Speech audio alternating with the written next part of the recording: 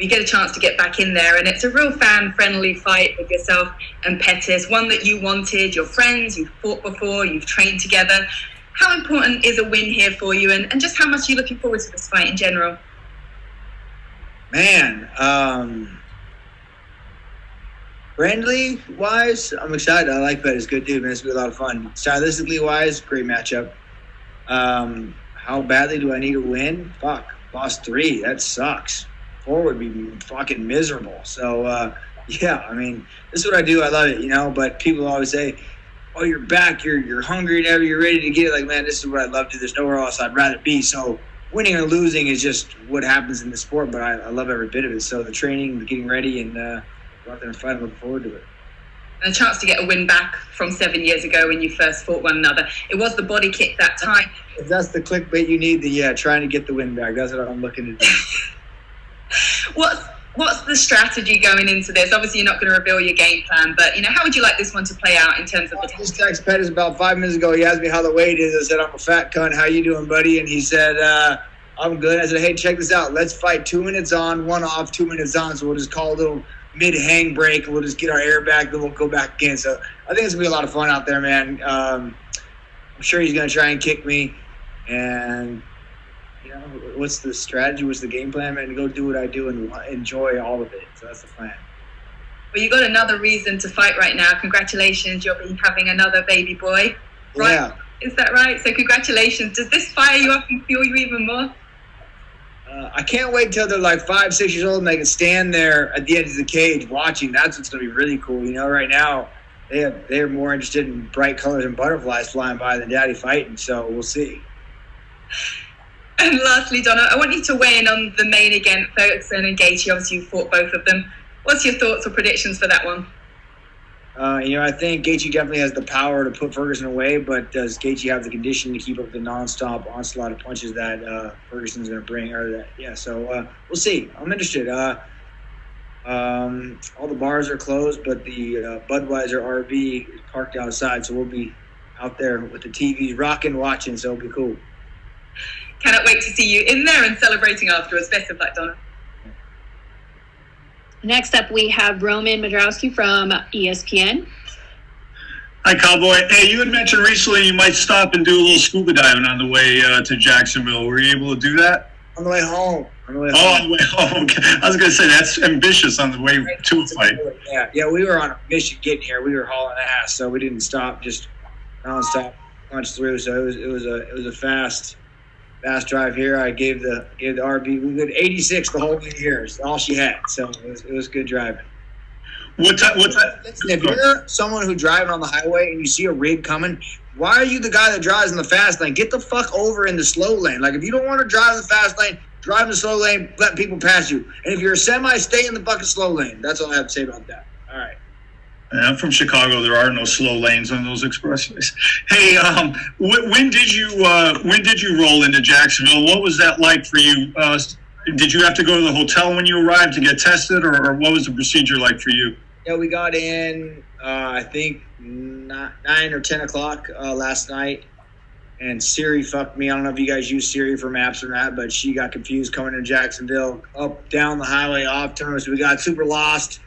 So Apple, get that shit sorted out, please. And then it pulled in. We're parked right next to the RV, or right next to the hotel. We're parked right next door. So we're here, came in, got swabbed, and ready to go. Cool. Hey, I want to ask you one question about Angela Hill. She's going to be in her 7th fight in like 14 months next week, and some have called her the female Cowboy Cerrone for that pace. Have you taken notice of that kind of activity, and do you have any thoughts about it? Man, it's cool. I wish more people would have that mentality, man. I want to keep fighting, but she's going to pay hell trying to catch me because I'm parked here. I'm fighting 3 times this week. You haven't heard yet? So it should be good. Very good. That's all I got. Thanks, man. I'll do this again. If I can fit you guys into my schedule after this win over Pettis, I guess I'll come back here and we'll talk about whatever fight's next, whatever opponent couldn't make it. Got it. Next, we have Leslie Wilson Jr. from Golf News.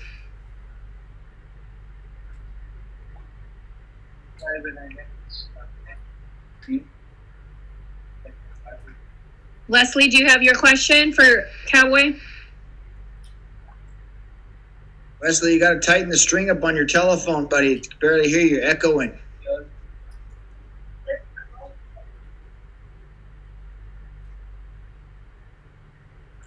All right, we will Moving right move along. on then. Let's move to Carlos Contreras from Millennium. Hi, Cowboy. Howdy. Hey, just wanted to ask you if you had a chance to bring Pedro Camberos this time. I knew he was having trouble to go to the States, and he's been close to you in the next couple of fights, in the past couple of fights. Yeah, two of my coaches couldn't. Pedro couldn't get out of Mexico, and Shara couldn't get in from Canada. So I'm on the border, I'm landlocked here. But now it sucks. Couldn't get him out. Couldn't get Shara in. It'll be all right. Still, you had a chance to chat with them, to have a plan for this fight, or you just did the preparation by yourself? Yeah, we talked. I brought John Wood in from Vegas. He was able to drive down to help us out. So I don't know what everyone else is doing. I'm curious how everyone else is training, but I have a gym in my backyard. I have a full cage gym, workout, strength conditioning. So I have no excuse to be fat. So why I am, I don't know, but I don't have the excuse to not train. So it should be all right. And last for me, how different do you think is going to be this fight with Pettis this time, so many years ago? And I know you trained together, you sparred together some couple of times. So how different is Anthony at this point of his career? Oh, we're both the old veterans now, so it'll be fun. I think there's gonna be a lot more skill, a lot more fun, interesting throw back and forth. So it'll be good, man. I'm good to get in there and mix it up and see what the Anthony's got to offer. Thanks a lot, Donald. Thank you. Next, we have Dan Owen from Sport 360. Hi, Donald. Obviously, we've not got a huge amount of live sport going on around the world at the moment. What do you think it says about the UFC and Dana White being able to make something like this happen this weekend? I'm super excited. I was excited to fight on the island. When I heard there was a fight island, I put my hand up and said I want to be on the island. But I think this is probably going to be one of the biggest watch sporting events. Everyone. I wanted to say that last time with me and Conor. Like, man, this all the eyes are on it. But I really think now all the eyes are on it. Even if you're like a golf fan or a basketball only or a baseball, man, everyone's so sick and tired of watching reruns and they're Netflix the fuck out. So I think this is their only option. Like, man, I don't even like fighting, but goddamn, I guess Cowboys fighting will fucking tune in. So it should be all right. Yeah, for sure. Obviously, you've been in a fair few bear pits in your time. Has it gone through your mind what it's going to be like being in an empty arena on Saturday evening? No, I fought in the WC back when it first started. There wasn't very many people in the arena. So, it'll be good. It'll be perfect for me. No hesitations, no distractions. Just go in there and fight. Came down to Jacksonville to get in a backyard fight. Here I am. Well, all the best of the weekend and hope you stay well. Next up, we have Mark with Veronica Fight.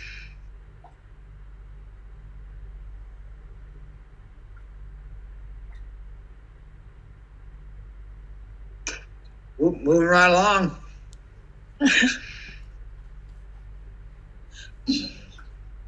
Nee, kost er ook niet vinden.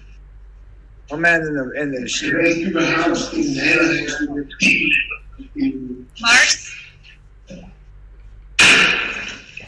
Mark, gotta get out the restroom, buddy. All right, let's move on. Damon Martin with MMA Fighting. You said that this is kind of your wheelhouse. I mean, you've been in main events. You've had big main event wins, things like this. But do you prefer kind of like the chaos of a situation like this, where you take a fight on 3 weeks' notice and you just kind of roll into town in the RV, and you're not having all the embedded cameras in your face the whole time? Like, do you just kind of embrace this kind of a fight more than maybe the bright lights and the spotlight of a bigger fight? Do you just kind of enjoy this kind of chaos of this? Yeah, 100%. I don't know about the chaos. It feels a lot smoother to me, man. Like, as much as it's like, fight, do this, boom, boom, boom. But to me, it's like, all right, let's go. Let's get in the RV. Let's go to Jacksonville. Let's fight. Let's go, And sometimes those long camps, they're like drooling, man. Like, oh my God, you said all the media obligations, all the 12 weeks to get ready. And this is just, you don't have time to think about it. You just get it and go. And I enjoy him. I love it. That's why I'm the short-nosed guy. And Cowboy, you know how this sport is, for better or worse. You know, when you win, you're the greatest guy in the history of the sport, and when you lose, you're a bum all of a sudden, and you're the worst guy in the world. And coming out of that Conor fight, I'm sure you saw, criticism, people trying to dissect, what went wrong that night, and a guy like Stephen A. Smith comes out and has all these kind of crazy comments about you. Like, how much of that do you pay attention to, and how much does it bother you when one fight suddenly defines you?